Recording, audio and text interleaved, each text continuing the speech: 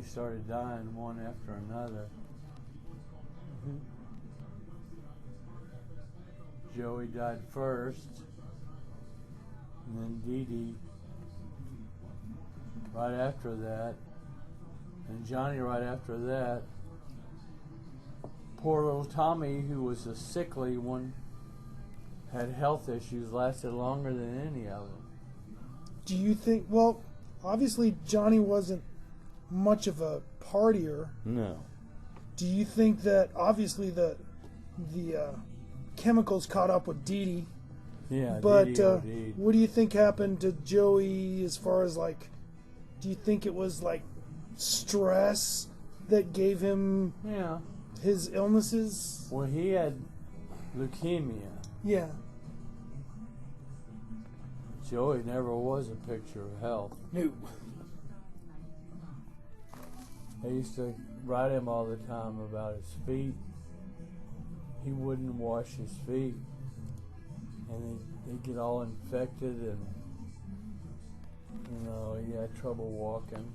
By the way, that's not something that you're telling out of school. There's 2 or 3 different books that talk about that. There is? Yeah.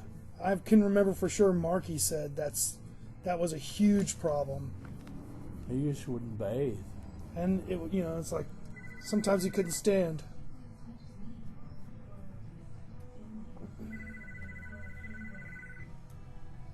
Hit records?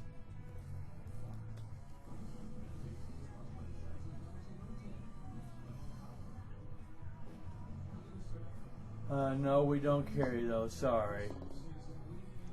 Okay. Do we have mouthpieces for clarinets? We got all sorts of weird stuff. By the way, you know that there's a Dolls album just sitting there on the floor over there? Okay, as long as you know. Excuse me. So, Joey has problem. grooming issues. As long as you got his hair washed, he was ready to go. But he had weird blood disease. He had everything. He knew he wasn't long. When you were in the van, was Joey's hygiene an issue? No, he didn't smell or anything. He just wouldn't be clean. I mean, he just had a thing about washing his feet. He couldn't reach them. The shower wouldn't. That makes sense. That makes total sense. The shower wouldn't clean them.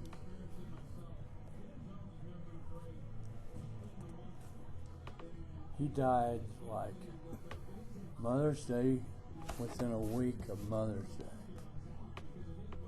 And they called me to tell me I needed to get to New York. And Joey wasn't going to last long. So I flew up there. I remember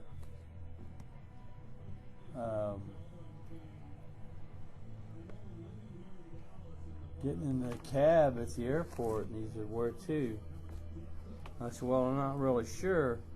Where do they take the kind of famous people that are sick?"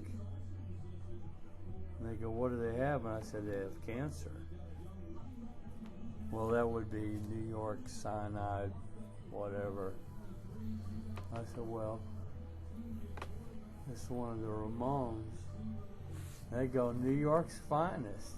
I thought that was kind of neat. So they take me to the hospital where he's at. And I remember all the famous musicians that were down in the lobby. You know, members of Blondie and members of Television, Richard Hale, Richard Lloyd, Debbie Harry, and members of the Dead Boys, all the New York bands that stood right there. Richard Hale and the Voidoids, the Heartbreakers. I've never seen so many famous people in one spot. And so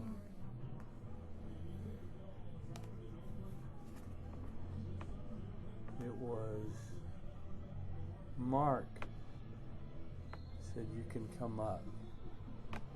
He was in intensive care.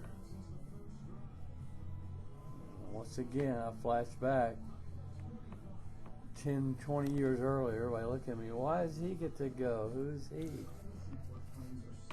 They took me upstairs. Boy, he was bad shape.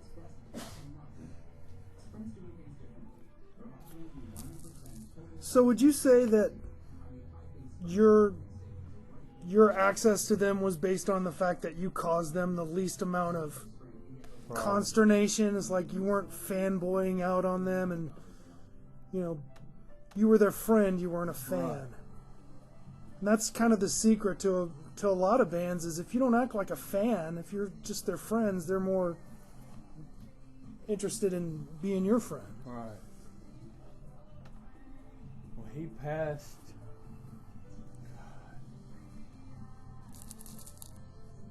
While I was there, it was real sad. Because he kind of led the movement,